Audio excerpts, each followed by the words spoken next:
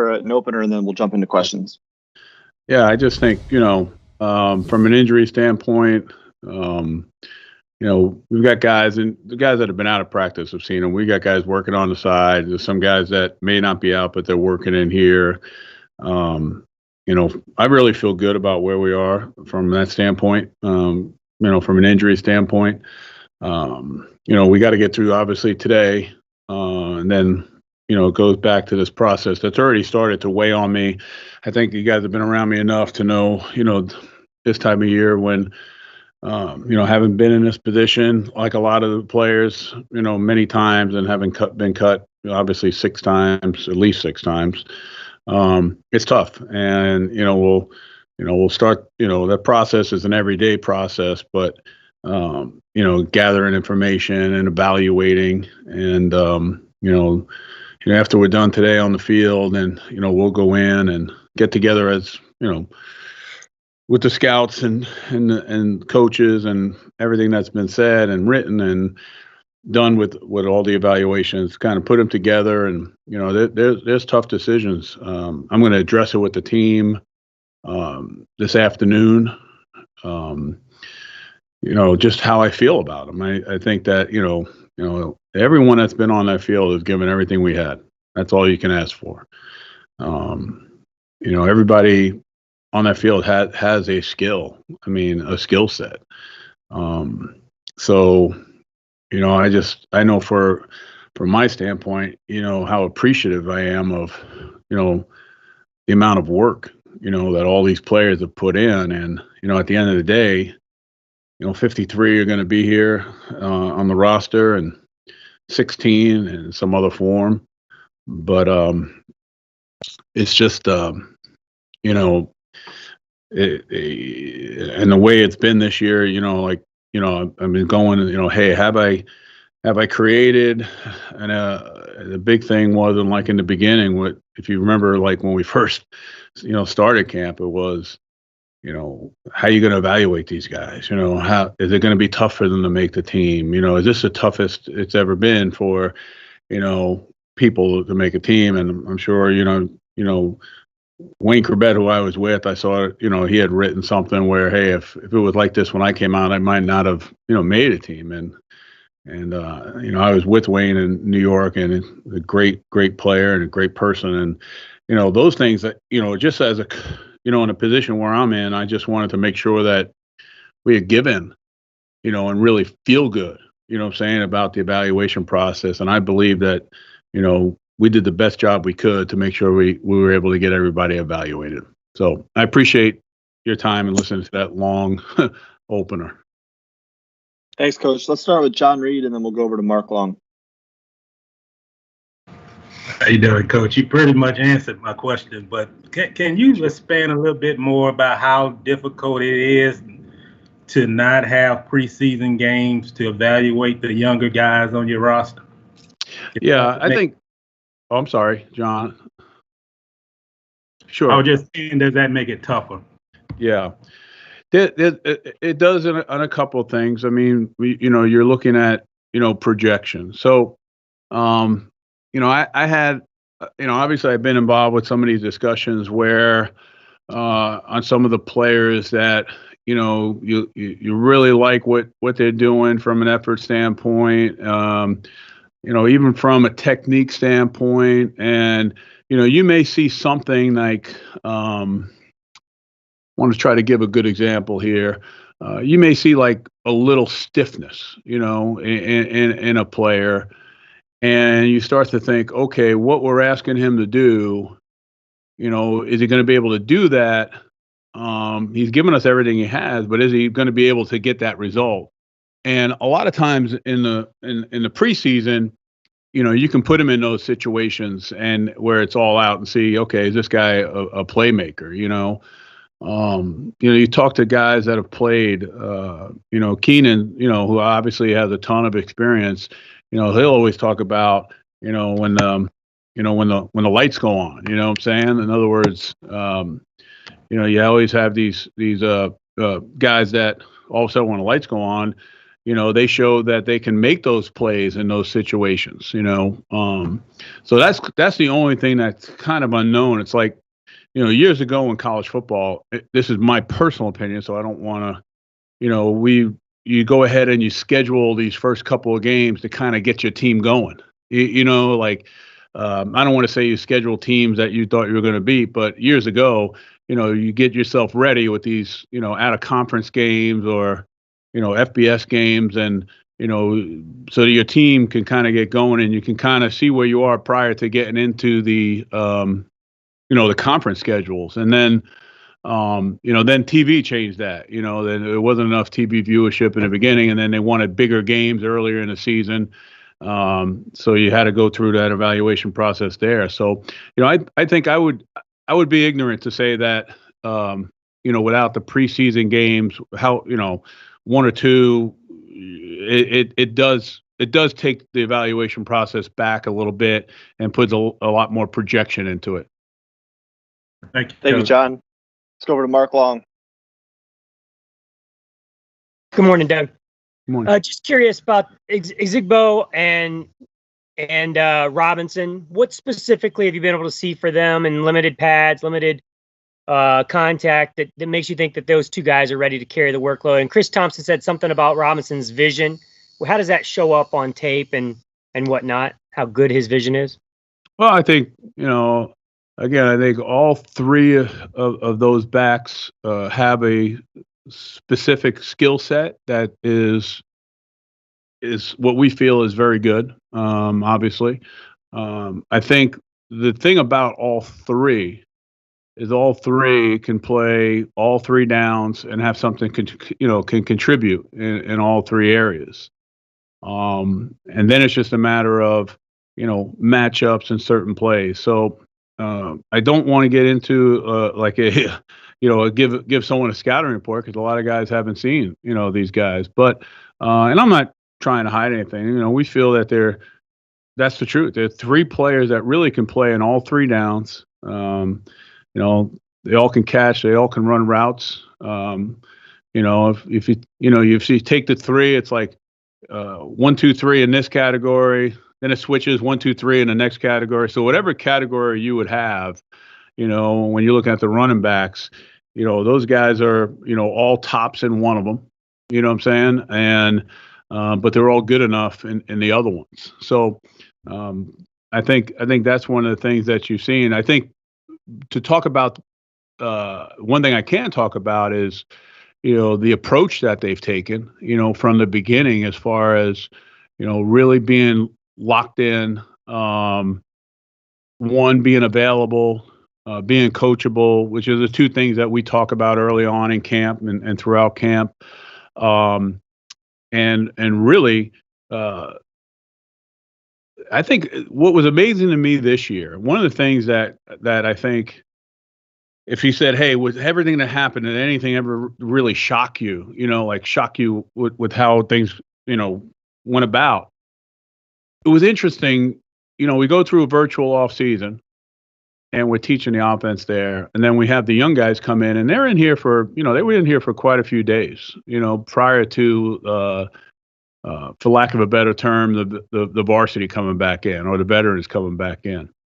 And a lot of times in football, we try to, throw a lot at these players early on, and you'll see the rookies or first-year players really start to separate really within that first week. And, and then now you're kind of playing catch up, and there'll be a time where, you reinstall and you like to see them start picking it up. But it was interesting in the beginning. I thought it was the first time, at least in my career there, I thought, wow, these guys are close. These guys are really, really close. And then I said, well, you know what? When those other guys come in and we start installing and the bulk of it gets higher, then I'll see the separation.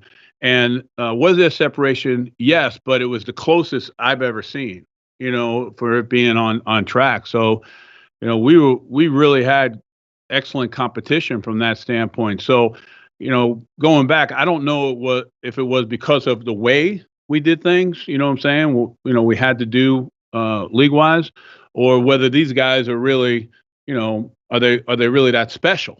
And I'm sure it's a little bit of both, but those guys have been really outstanding back there. Thank you, Mark. Let's go over to Gary Smits. Hey, Doug. How you doing today? I'm doing well. Thank you, Gary. Doug, could you evaluate Gardner's state of readiness for game one at this point? And after, if you've done any more evaluation of the film from Saturday scrimmage, do you think it was in any way a setback for him? Mentally, I feel really good. I mean, I really do. I mean, he's on top of it. He's always been real sharp that way. Right now, we're just kind of rest him and get him ready for next week. So, we're just going to take a step back, and he's done everything that we've asked him to do. Mentally, he's right on target. Now it's a matter of, hey, listen, all these guys have been through camp. They've been through a lot. Now it's a matter of just pulling back, over these next couple of days, and then Monday come in, and my goal is to have everybody feeling 100%. And that's sometimes you're asking too much there because you really never play this game at 100%. But, just getting him ready to go. And at this point last year, where has he made the most progress from the week before opening game last year when you had no idea that he was going to play to this point? Yeah, I think, there's so many things, Gary. I mean, if you want to talk about just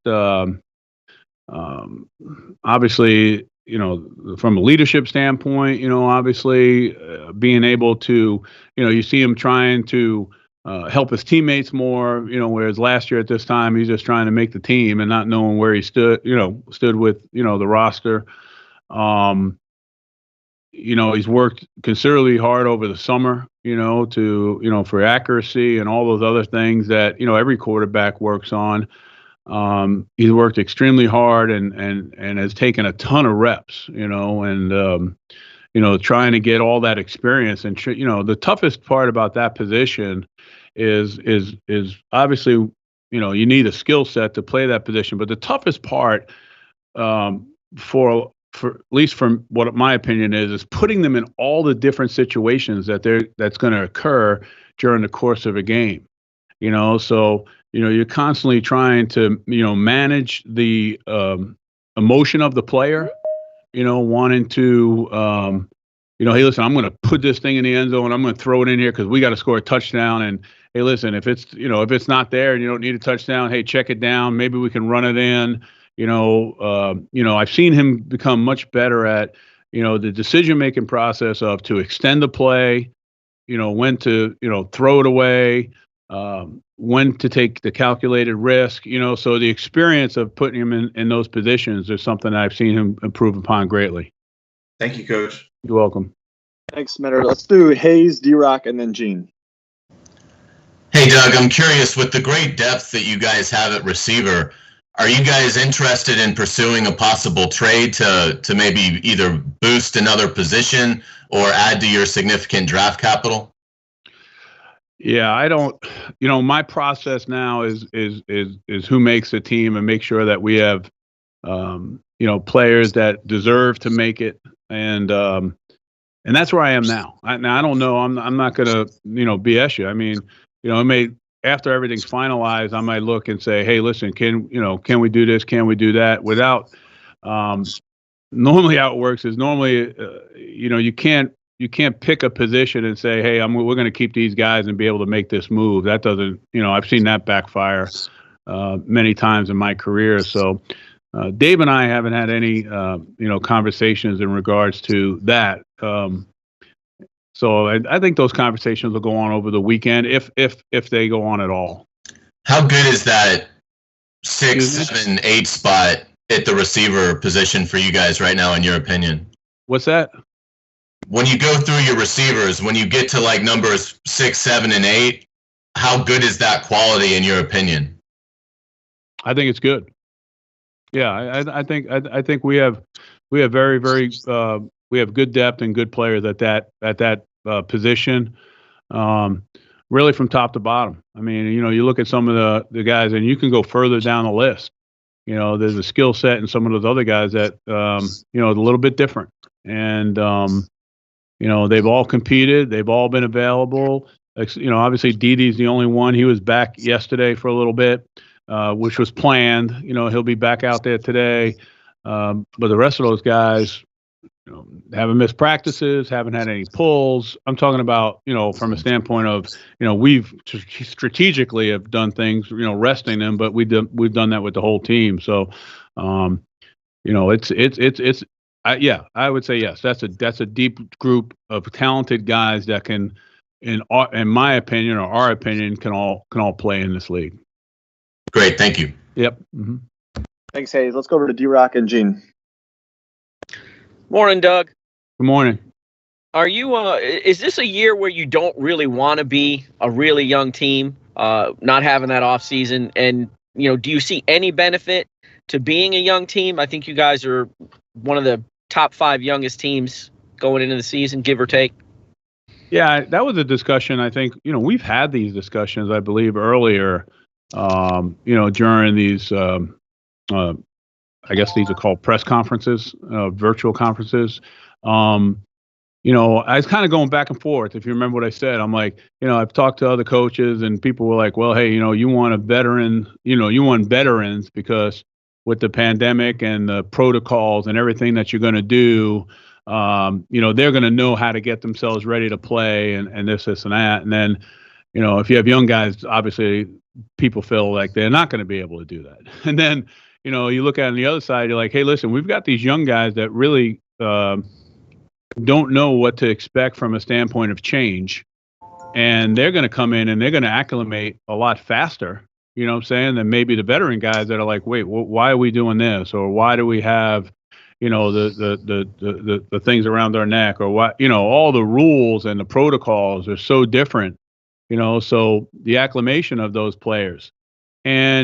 And I looked at it both ways, and I don't know. I know for me, strategically, I wasn't like, okay, this is the year that we've got to go get vets, or the opposite. This is the year that we just got to be a young football team. I think you need balance in everything that you do. You know what I'm saying? But at the end of the day, it takes the right person to come in. I think what's tougher now is it took the right mindset, to come in, and for all of us, including myself, for what we're used to. And when I say that, I'm not just talking about the NFL from when we were little kids, and all of you guys can recognize that, and playing team sports or hanging out on the corner or whatever, in the gym or in the locker room or wherever it may be. Even for yourselves, I mean, I don't see you guys grouping together, walking out together or grouping together. So there's a lot of things that, were different, but I've seen, everyone acclimated well. I think there's an argument, Mike, or you can pick a side on either one. I don't think, one's right and one's wrong. But for our team, I'm happy with where we are. Our veteran guys have done a really good job, and the younger guys, when I say the young guys, the guys in years 2 and 3 have really done a good job from a leadership standpoint. Along with players that have been around, here for a while, have been in the league for a while. I think the leadership, like I said before, is, when you look at some great teams, they have great veteran leaders, but then they bring people in year 1, year 2, and, all of a sudden now you have leadership, from a standpoint of experience at this level, which is important because a lot of times your team, for the most part, those first 3 years, guys only last in this league about 3 years. So it's going to be a majority of your team at some point. And, when you have good leadership there and guys that you believe are going to play a long time and are in tune, and then you have good leadership at the top, it's a good thing. And I think, that's how I feel our team is right now. Thank you. Hey, we got time for a couple more guys. Let's go over to Gene Fournette. Hey, Doug. Expounding on that topic a little bit, it looks like your depth chart, depending on, who you might put in certain spots, might have like 17 or 18 players that are either going to be rookies or have just 1 year of experience in the league. Have you ever had a depth chart that looked like that at the beginning of the year? And do you expect this to be a little bit of an impediment, growing pain situation because of that youth? It's amazing. I mean, I guess. Well, to answer your question, no. In the NFL, I've never had this. The closest I think would be New Orleans. When we first went there. As many people, we really switched that roster quickly, but we switched it a couple of different ways. We brought in players that a lot of us had been with on other teams that were good leaders, that veteran guys, and then obviously we had an influx of younger players. So that obviously worked well. And then in college, it was the same thing. We had a lot of these young guys coming in and playing, and it was good. And yes, in college I did see it. I would call it, Gene, growing pains. I saw that in a college format. I don't see that, nor would I expect that out of the players that we put on the field now. And I think maybe I was alluding to it before, but it's at the top of my mind now. That's what I was saying. I mean, the way this year has happened, these younger players are closer to these veteran players than I've ever seen before. And I really do think it was the way we implemented things and the periods that have gone on. So my expectation is no, I don't think we're going to see that. I think there are situations that will come up that I'll probably kick myself in the butt because maybe I didn't cover it, you know what I'm saying? Or maybe Todd or Jay or Joe D, you know what I'm saying?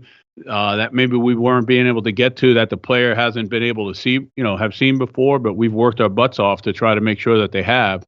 I feel, this team, I think for all of us, it's going to be different. I mean, we're going out there. Sometimes there's fans, sometimes there's not. I mean, it's just everything's so different about this year. But I enjoy it. There's there's a youthfulness, that an energy about these guys that it generates through the locker room and even with the coaches. So we're obviously excited about that. Thanks. Yep. Thank you, Gene. We're going to do two final questions here. Let's go to Jabal, and then we'll finish up with John Shipley. What's going on, Coach? A little bit earlier, you talked about evaluating your own roster. But this time last year, you got a guy like Jawaan Taylor after seeing him flash during preseason when he spent time with the Saints. How do you evaluate other teams' rosters to see if any of those guys that they cut loose are guys that you'd want to bring in to add to your roster?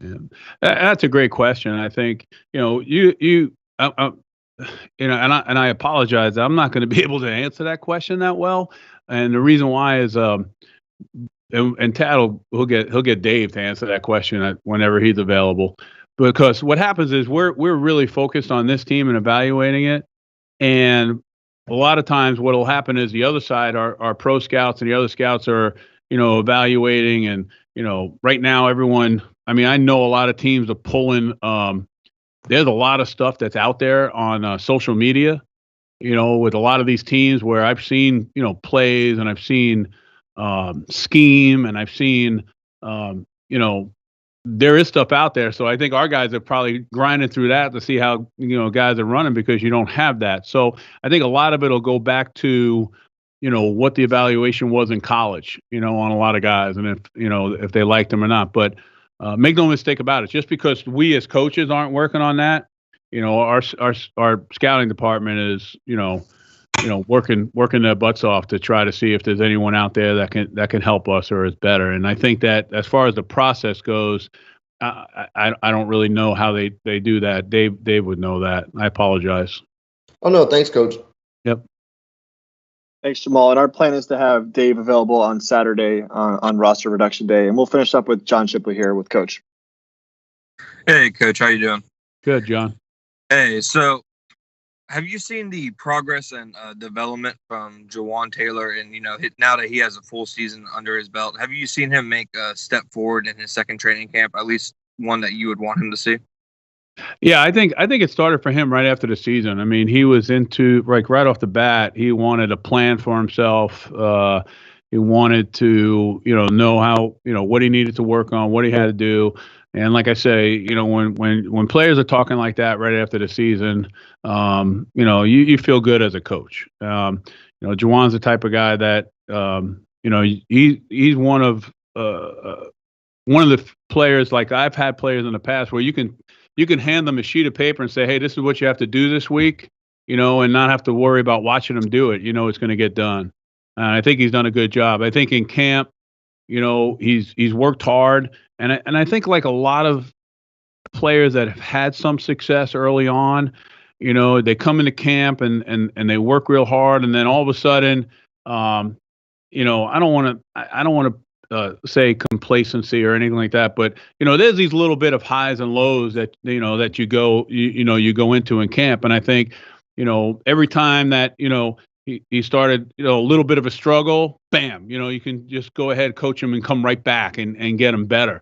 So, I'm excited to see how he plays. He has the ability to play at a very, very high level.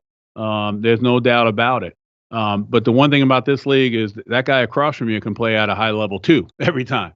And, but I really feel like he's ready to go. And I'm looking forward to watching him play.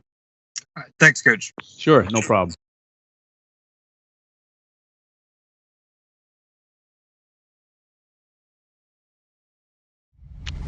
You're on mute.